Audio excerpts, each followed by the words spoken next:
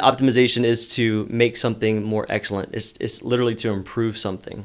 And to me, that means basically making data-influenced campaign decisions to increase business results.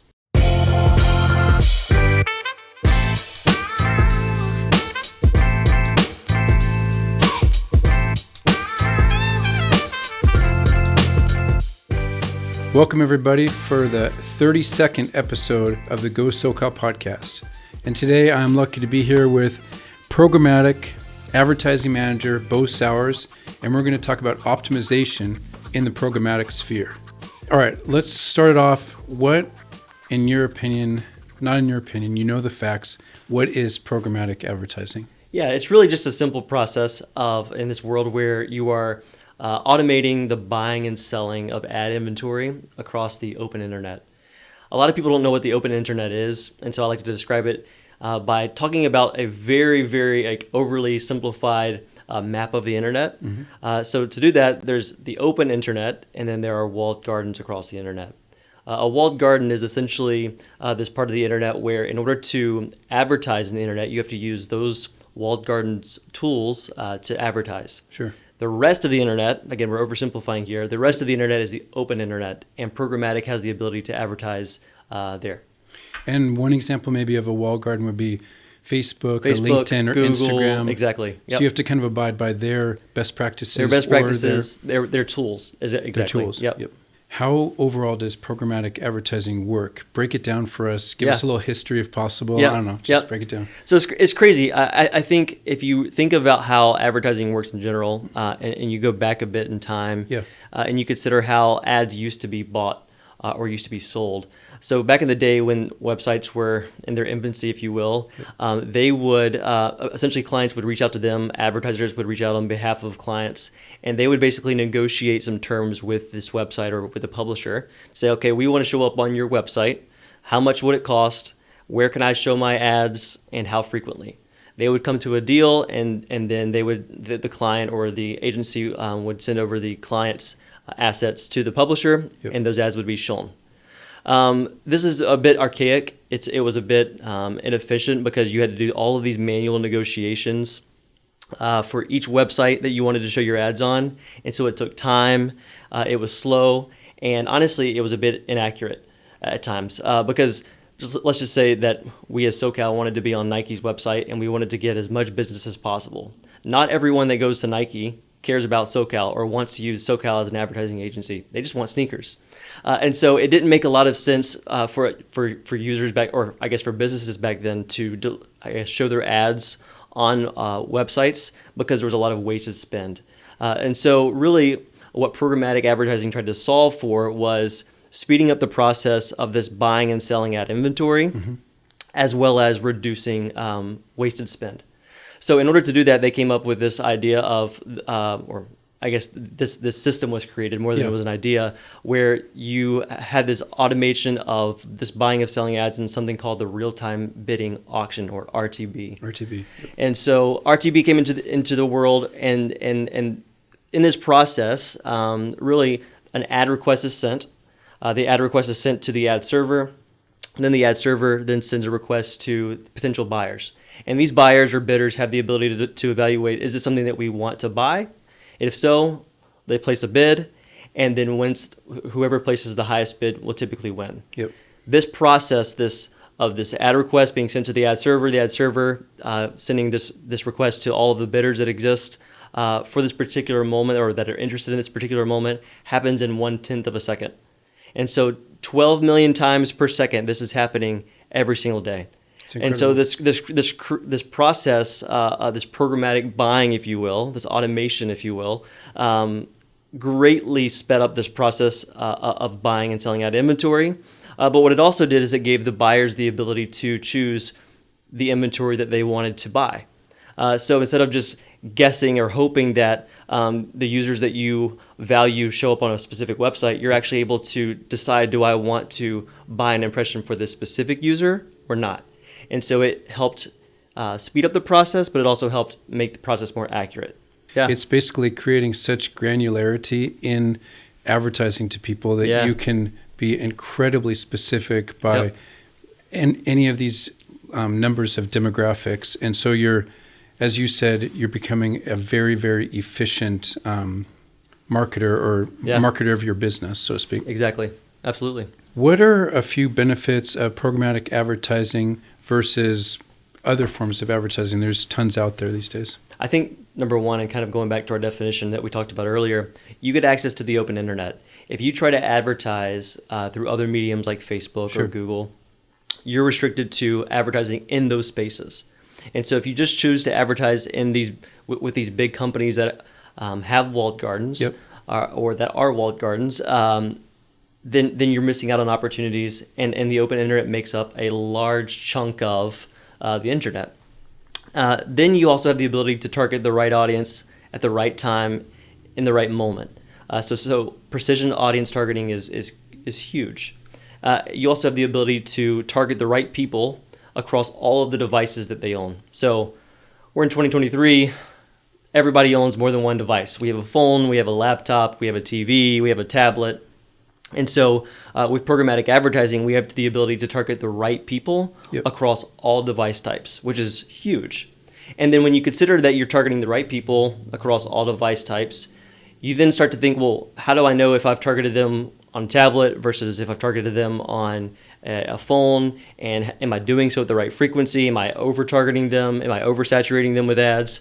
So programmatic advertising gives you the ability to do something called frequency control. Nice. So you're able to ensure that the ads that are being delivered to them are being delivered in a tasteful way. Yep. And then lastly, I would say you get real-time reporting. So we talked about real-time bidding in the live auction. 12 million times per second is the number of opportunities that you have. So you have the ability to not only bid in real time, but you get immediate and real-time feedback as to what your bids are doing when you win them. I spend most of my time these days doing video production and a share of graphic design, but I use a lot of the Adobe Creative Suite, Premiere, After Effects, Photoshop, Illustrator, all that kind of stuff. How does it work in terms of like somebody who is doing programmatic? Are they utilizing this singular form of software? How is it like being verified so that you're like, oh, we're actually getting these results? Or is there just kind of like a broad spectrum of different softwares that are accessing this open web, so to speak, for programmatic? I guess if you could provide a little bit of light on that, that'd be awesome. But yeah, that's a great question. So as we kind of mentioned earlier, all the walled gardens have their platforms that they use. Yep.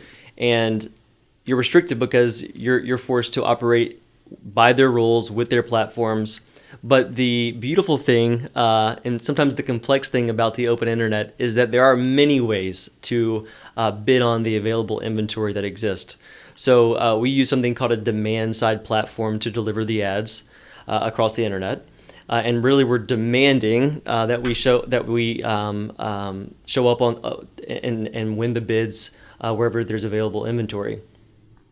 And so, because it's the open internet and because there are many platforms, it gives advertisers, it gives clients the ability to have honestly a lot of different entry points into the open internet. Some DSPs are going to have platform minimums in terms of spend, others don't, but there's many different ways to access the open internet. To me, when I first started learning about programmatic in general, to me, it seemed like in comparison to other advertising strategies or techniques, SEO, PPC, anything like that, that there's a certain amount of complication in it. It's almost like we're involving AI in our advertising or in some way. And it took me a while to truly grasp it. How long, when you first started working with it as an employee, did it take you to get to that point where you're like, I get it. This makes sense. I see the functionality. I see how this works. Was it immediate? I mean, you're obviously a smart guy, but like, did it take a little while? Because to me, it seems like for business owners and for other people just learning about it, sometimes it takes a while to truly grasp the complexity of this. I would say, honestly, understanding the world of programmatic took me a solid 1 to 2 years to understand it in its entirety, in a sense, at least the fundamentals. Yep. It's a very complex system, but at least the fundamentals. And then as far as advancing, it took me probably 2 to 3 more years to understand the dynamics and the intricacies of things, not just about programmatic, but how to optimize reporting, attribution, multi-touch attribution, and so forth and so on. So I would say I'm not even at the point where I know everything about programmatic. The crazy thing about digital advertising in general, but I would say especially with programmatic, is that it's a newer sector of digital advertising compared to paid search. Yep. So it's this new thing, and so because of that, there's a lot of maturity that has kind of unfolded, or that it's seen a lot of maturity over the past few years. And so keeping up with that has been fun, I would say. But overall, it just takes time, and it's an ever-evolving thing. And so learning is something that I'm always doing, and honestly is what makes the world so exciting. Can you break down to me the different types of programmatic advertising? There's many products. The open internet is large, and there's many different ways to deliver ads to people, which is exciting. So one of the main products, one of the more popular products within the programmatic sphere is CTV, which is essentially delivering ads to users that are watching TV on a big screen in an in-app environment. Kind of the counterpart to that, and really the parent of that is something called OTT, which is over the top, which is really just this world of people that are watching TV in an internet-connected way.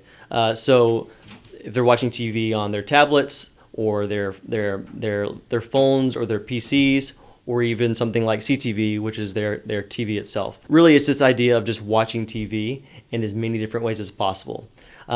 Another type of product would be video, pre-roll, mid-roll, post-roll. The idea is just watching or delivering ads to users that are watching a video online in some capacity that's not TV-based, and showing an ad either before, in the middle of, or after the video that they're viewing. Sure. And then last, I would say another popular product would be a display. So it's maybe a static ad or a rich media ad, where we're able to deliver display ads in many different formats. Those are some of the main ones that we run.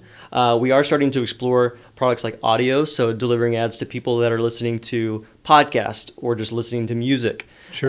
Or even something called digital out of home, which if you kind of think of like all of the experiences of seeing ads in the world, an easy way to think of digital out of home would be like digital billboards, signs in an airport that are digital based or digitally powered. That would be something like digital out of home.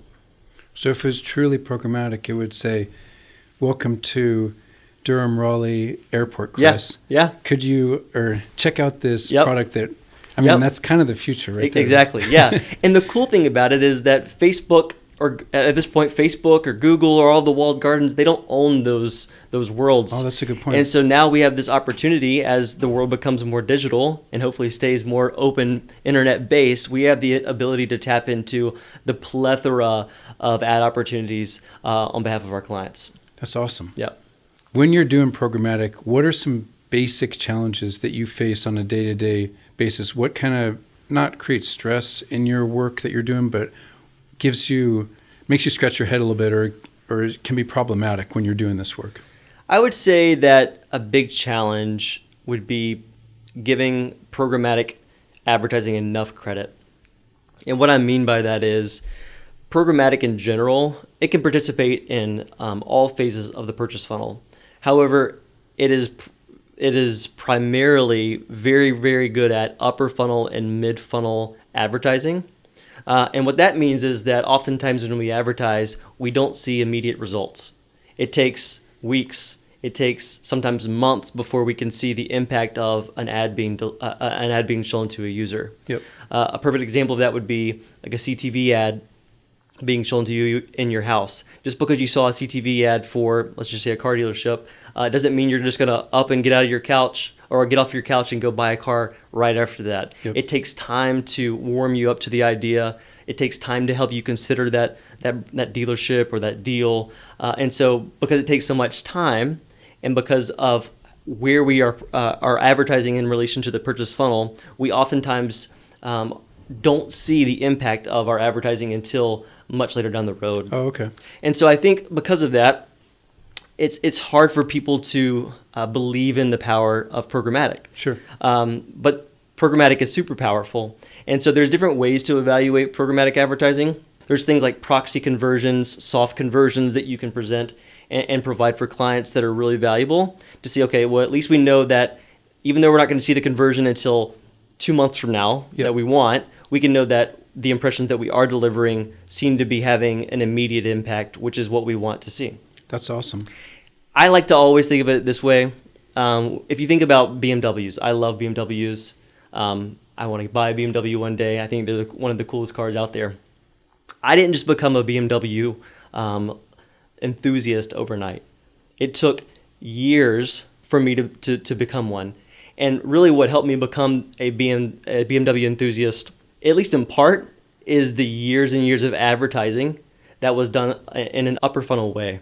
So I saw ads about BMW being the ultimate driving machine. For years, I heard the cars. I saw the cars in different movies. And so all of this advertising, if you will, for a large chunk of my life ended up, well, hopefully it will end up allowing me to purchase a BMW, but it ended up causing me to become a BMW enthusiast. And so really there's this idea that programmatic advertising works. You just may not see the immediate impact. Yep. And so you have to be able to trust the system, but we also have to, the challenge is to be able to provide robust reporting that helps clients see that it's working right now, even though it may not be working in the way that we want it to until weeks down the road, months down the road, maybe years down the road.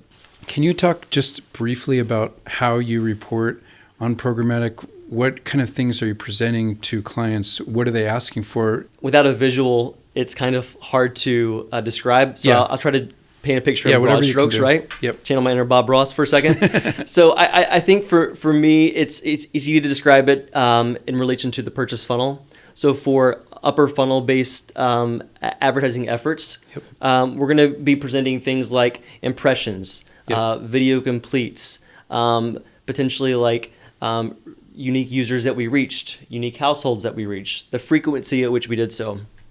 And then as you move further and further down the funnel, that's where we start to map out more of the specific conversions that are valuable to the client. Sure. So maybe you're mid-funnel and you really just care about getting people to come to the site. Yep. Or maybe you care about them interacting with a specific vehicle page. Yep. And then you go a little bit further down the funnel, really to the bottom of the funnel, and that's where you want to see people submit a lead or buy a car or have go visit a dealership in person. And so the further down the funnel you get, the more specific with the conversions that you hopefully become, or that you hopefully map out for measurement purposes. Okay, yeah, I thought that was a good Bob Ross impersonation. Good. What is the role of optimization in programmatic advertising? Let's get into the optimization section. So in order to understand programmatic optimization, I would first just honestly briefly describe the word optimization itself. Sure. This is my definition. I didn't go to Webster for this, but in my mind, optimization is to make something more excellent. It's literally to improve something. So you mash that back with programmatic to say programmatic advertising. And to me, that means basically making data influence campaign decisions to increase business results. It's not enough to just have a generic audience strategy or a templated audience strategy and to simply just set it and forget it. It's not enough because each business has a unique DNA. They have a unique brand. They have a unique client base. They're in a specific area. And all of those audiences that are being used to help advertise on behalf of those clients, and honestly the audiences that they have and that they provide for us to target, are super unique, and they're going to have different preferences. Some might have more connected TV devices that we're able to target. Some may have more phones that we're able to target. Some may prefer a specific ad format. Some may have specific inventory contracts for CTV that they value over others. And so what I'm trying to articulate is everybody or each client has a very unique DNA. And so while it's helpful to start with a specific template for an audience strategy for, let's say, dealerships, it's not enough to just leave it there.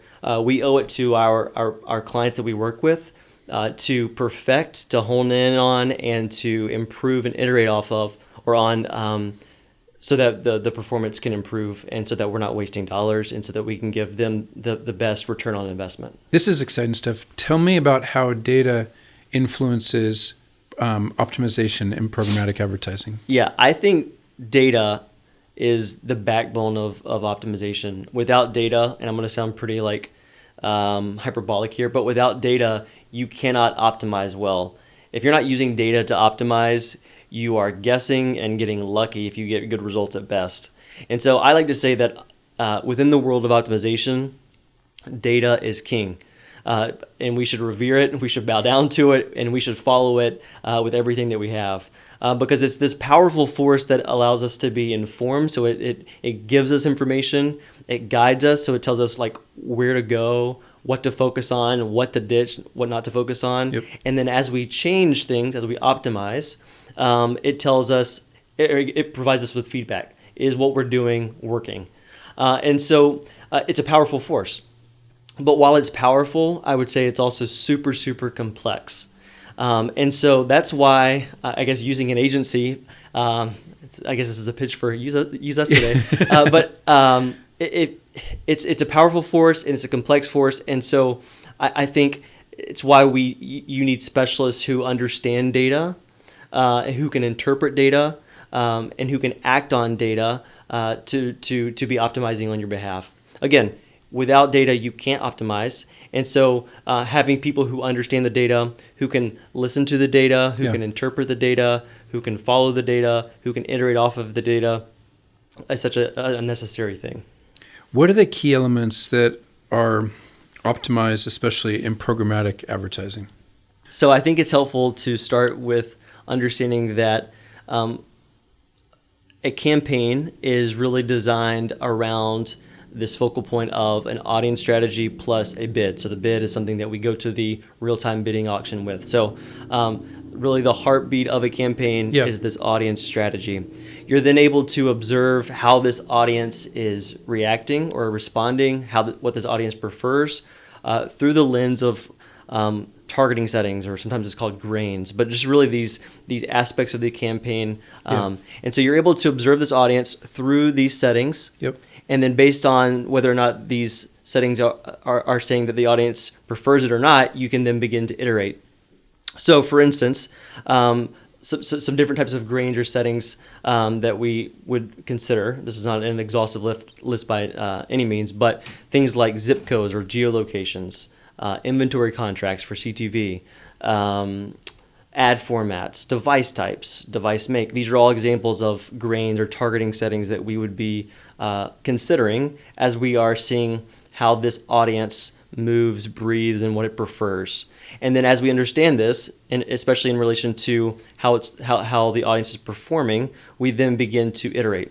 So one of the things that you can do with grains or targeting settings is you can pinpoint which ones aren't performing well or which ones the audience doesn't prefer. So for instance, maybe you have a campaign and maybe you're evaluating a display campaign. Yep. And you're looking at click-through rate. And you consider that you're looking at device types. And you're just looking at mobile, PC, and tablet.